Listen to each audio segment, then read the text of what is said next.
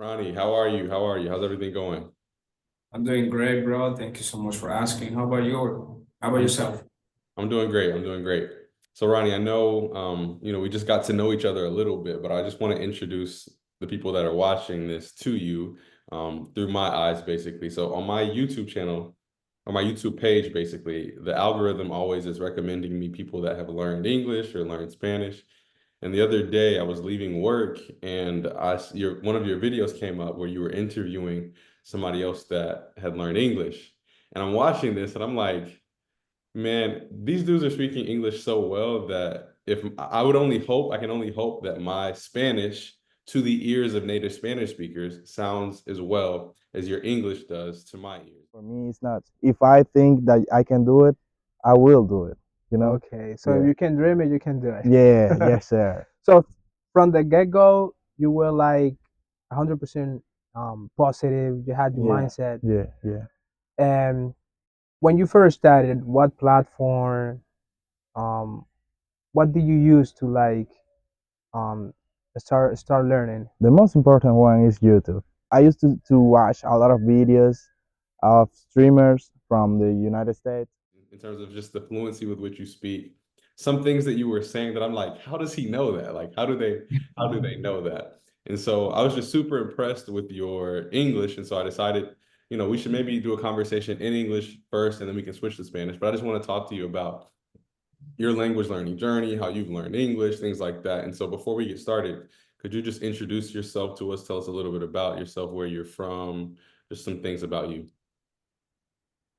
Well, all I can say about myself is that I'm a people person that gets well for everyone. I always like to challenge myself at everything I do. Mhm. And I'm from Dominican Republic, and right now I'm in my house. Mhm. I can say accounting Okay. in the Republic, which is San Cristobal. Okay. Perfect, perfect, perfect.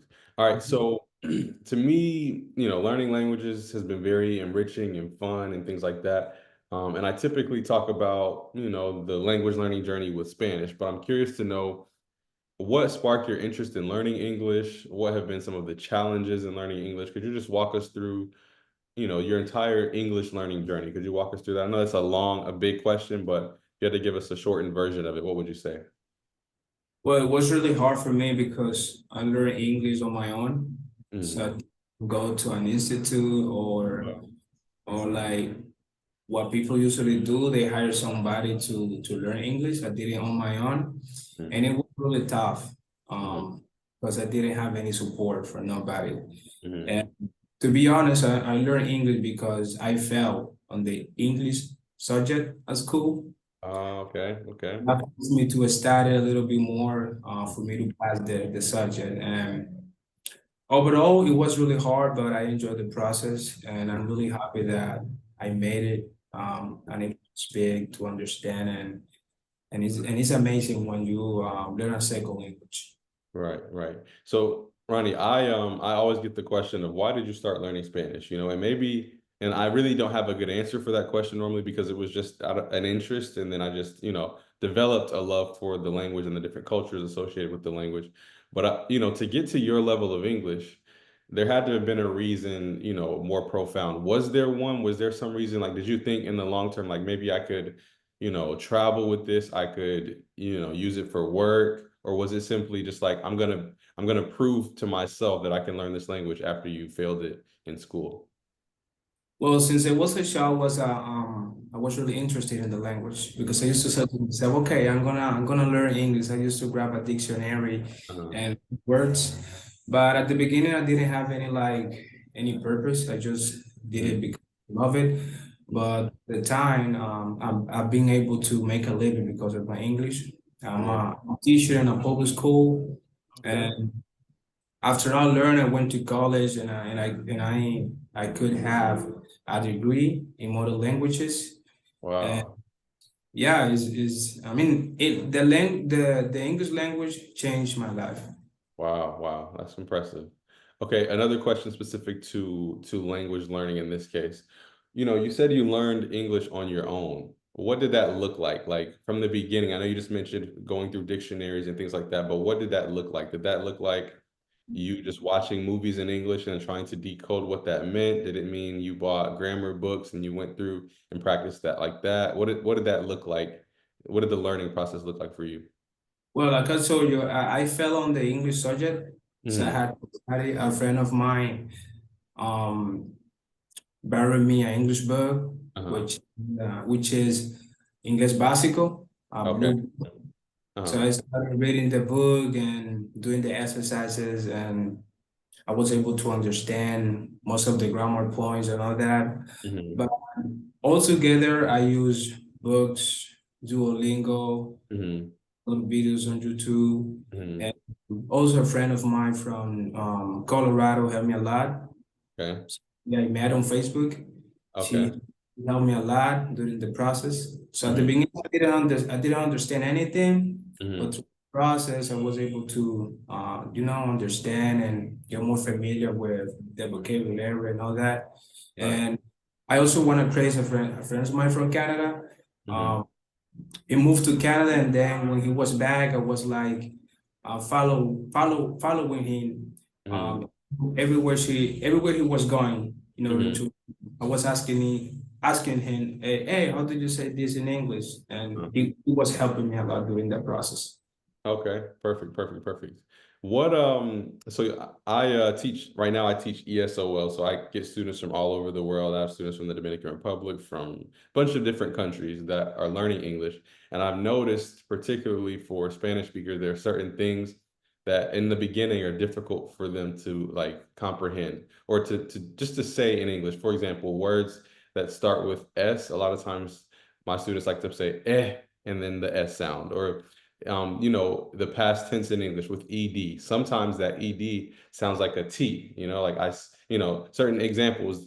In certain instances, it sounds like a t. Other instances, it sounds like a d. And then they're always like, "Well, how would I know?" It's just like, you just have to get used to it.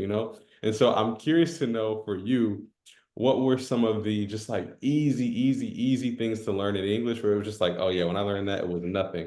And then some things that took you some time, or like, for example, for us learning Spanish, it's normally like in the beginning, the subjunctive makes no sense, like saying things like that makes no sense. Or like the past tense where you have to say like, yo quería que él fuera, like stuff like that. It's just so hard for us in the beginning. And then we get it, and then after a while, we understand. But what were some things in the beginning that were just easy for you? And then some things that were just like super difficult? Well, I can say that the easiest part was learning vocabulary. I was like able to remember Mm-hmm. words like Mm-hmm. that.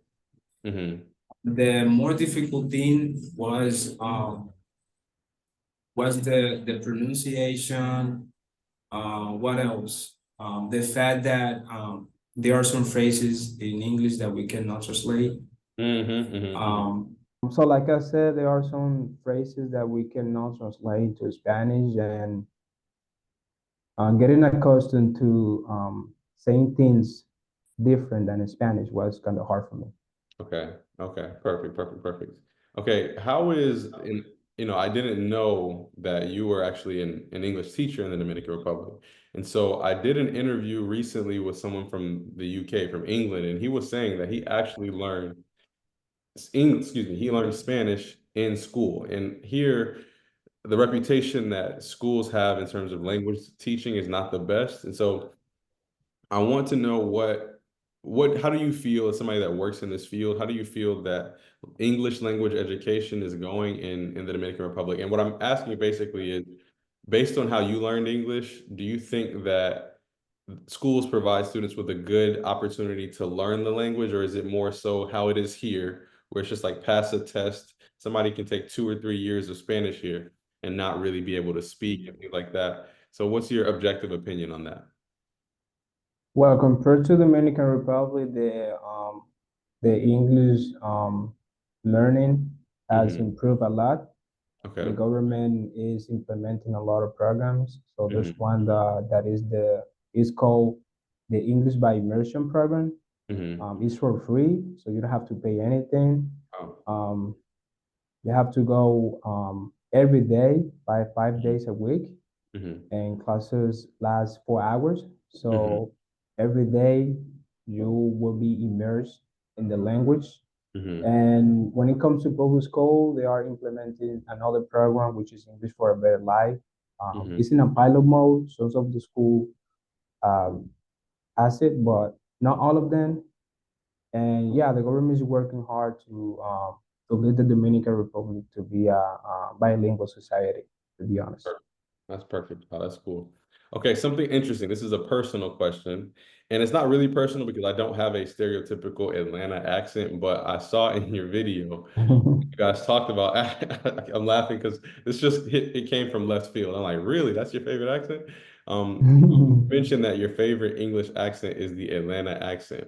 Um, what do you, first off, how did you get exposed to it? Like, how did you get exposed to that accent? What do you like about it? And then I have another follow-up question after that. Okay, I like the written, Mm-hmm. the way you speak, and actually, I interacted with that accent in a call center. I used to work in a call center. Oh, okay. And for me, people from Atlanta, I was able to understand them easily. But people from let's say Texas, Mm-hmm. I mean they speak like they're singing. And it was kind of hard for me to understand Uh-huh. that. But when it comes to the Atlanta accent, I was like it was like really smooth for me. So that's Really? why I say that Atlanta is my favorite accent. That's interesting because some people in the States say, again, I'm talking the stereotypical Atlanta accent. Some people from the States say that it's even hard for them to understand that accent. So that you say that. Yeah. Outside of the Atlanta accent, are there any other accents within the United States or internationally, like in England, in Australia, New Zealand, even in the Caribbean, like Jamaica, places like that? Are there any accents in the other parts of the English speaking world that are easy to you or difficult for you to understand? Well, it seems to me that the accent from New York is Hmm. really easy to understand. Hmm. Probably is because there are a lot of Latin person in there, Latin Hmm. people. Hmm. That's a really easy accent for me. But Okay. when it comes to accent from English accent from India, I cannot understand. It's really hard for me to understand that. Okay, that's interesting. There is Chinese people as well. Okay, yeah, yeah, it can be. It's something you have to get accustomed to for sure. Okay, Ronnie, you ready to switch to Spanish? Sure, sure. Okay. Okay, Ronnie, ¿has tenido la oportunidad de visitar a Estados Unidos? Lamentablemente no, es una de mis metas que tengo por ahí que quiero cumplir. Ok, bueno, para mí a través del idioma español, aunque no he visitado, por ejemplo, Argentina o tampoco a tu país, yo creo que he aprendido mucho de las culturas a través de la lengua, ¿no? Entonces, quiero saber para ti, ahora que hablas inglés muy bien y entiendes el idioma y imagino que pasas mucho tiempo con la cultura americana a través del lenguaje, ¿cuáles son, digamos, unas cosas que pensaste que sabías o impresiones que tenías sobre Estados Unidos, los estadounidenses, que ahora entiendes que tal vez no son tan ciertos? O sea, ¿me entiendes? Bueno, anteriormente creía que en Estados Unidos el dinero lo encontrabas en las calles Ujú. o en los árboles, Ajá. pero a través de que fui aprendiendo la lengua y la cultura, me di cuenta de que no todo el mundo es rico en Estados Unidos. Ujú. Hay muchas personas que no tienen casa, que viven de lo que el gobierno le da mensualmente y a través de la lengua pude aprender de que al igual que aquí, allá hay personas que están teniendo dificultades también. Exacto, exactamente, exactamente. Ujú, ujú, ujú. Una pregunta personal, ¿te gustaría, obviamente mencionaste que te gustaría conocer Estados Unidos, pero ¿te gustaría vivir en Estados Unidos, piensas o no? Porque yo sé que, por ejemplo, mis estudiantes en particular de la República Dominicana me dicen como, señor profesor, quiero volver, no quiero estar aquí, quiero volver porque aman el país, ¿no? Entonces, ¿qué opinas tú? ¿Qué piensas tú a largo plazo? Bueno, si se me da la oportunidad, sí, me Ah, gustaría vivir allá, ajá. porque como te dije, la economía es diferente aquí.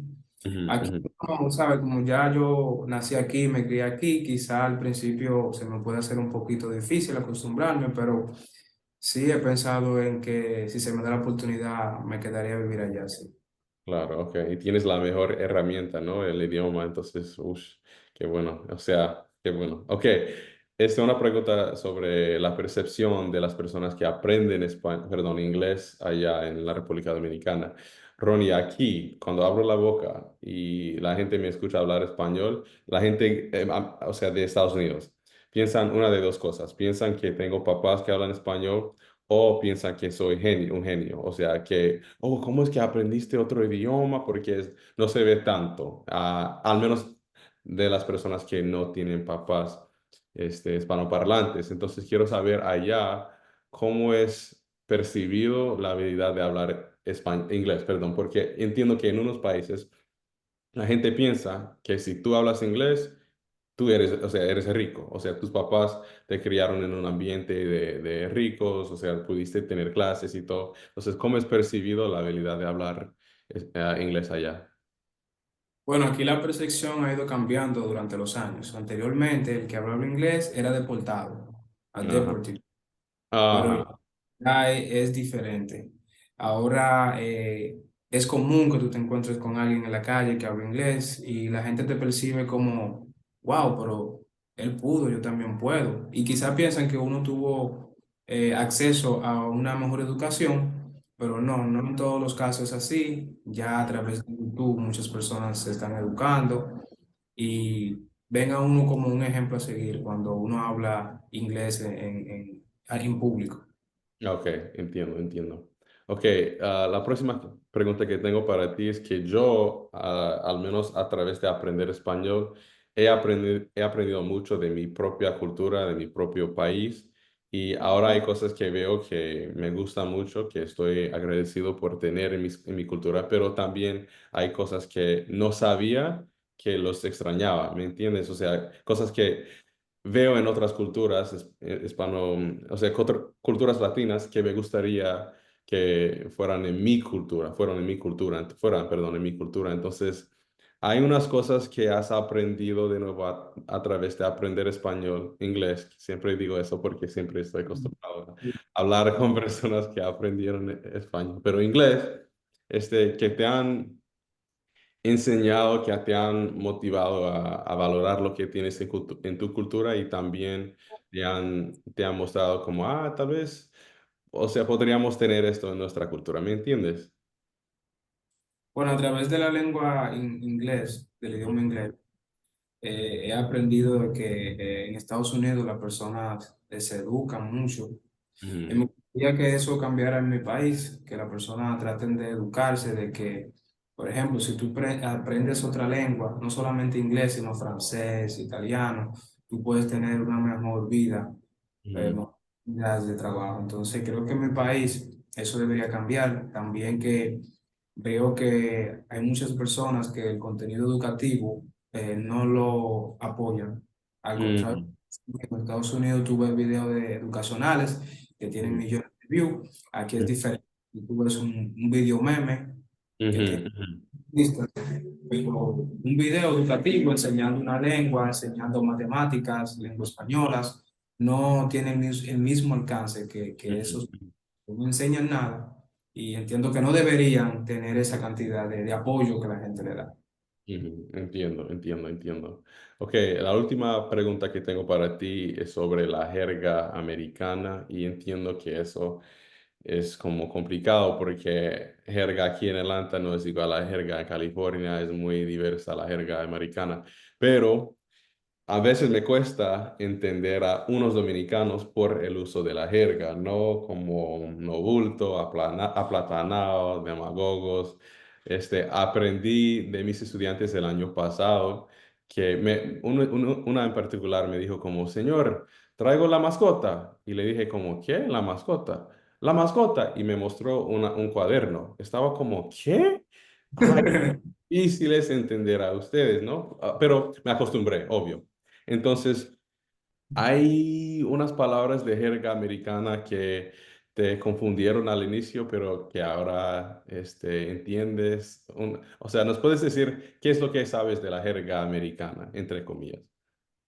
Bueno, hay muchísimas palabras que en realidad no tienen traducción. Por ejemplo, no biggie, que Ajá, significa ajá, ajá. Entonces, Ah, cuando vi esa palabra por primera vez, no vi que intenté como traducirla al español, no tenía como sentido. ajá, Después hice la investigación, mira, significa que no hay problema. También los phrasal verbs son ah, bastante difíciles porque ujú. son un sustantivo con una preposición. Entonces, esas son una de las cosas que al principio fue bastante difícil aprender, pero con la práctica fui aprendiendo. Sí. Entiendo. Bueno, bueno, muchas gracias por esa explicación. Ronnie, para la gente que está aprendiendo inglés, y que hablan español, ¿dónde pueden encontrarte? También hay personas aquí que están aprendiendo español, pero a ellos les gusta ver videos de personas hablando español, enseñando inglés, porque les puede ayudar, ¿me entiendes? O sea, porque es algo que yo hacía también. Yo veía videos de hispanoparlantes enseñando inglés a otras personas y me ayudó mucho a entender, a comparar los idiomas, ¿no? La gramática y todo. Entonces, ¿cómo es que la gente te puede encontrar? Bueno, pueden encontrarme a través de YouTube. Mi canal se llama Brillantes Ideas X.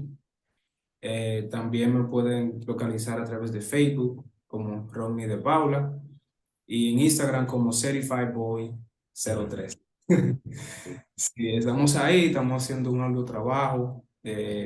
Trataré de subir, estoy tratando de subir un curso completo de inglés donde explico las cosas de manera sencilla y trato de, por ejemplo, adaptar el contenido a mi experiencia de que, mira, esto se me hacía un poco difícil, trato de explicárselo a la persona de una manera más fácil para que así ellos puedan aprender el idioma inglés. Bueno, bueno, Ronnie, muchísimas gracias y hasta la próxima, amigo. No, gracias a ti, Mike, y espero que esta sea una de las muchas colaboraciones que tengamos juntos. Claro, claro que sí, claro que sí. Chao. Bye.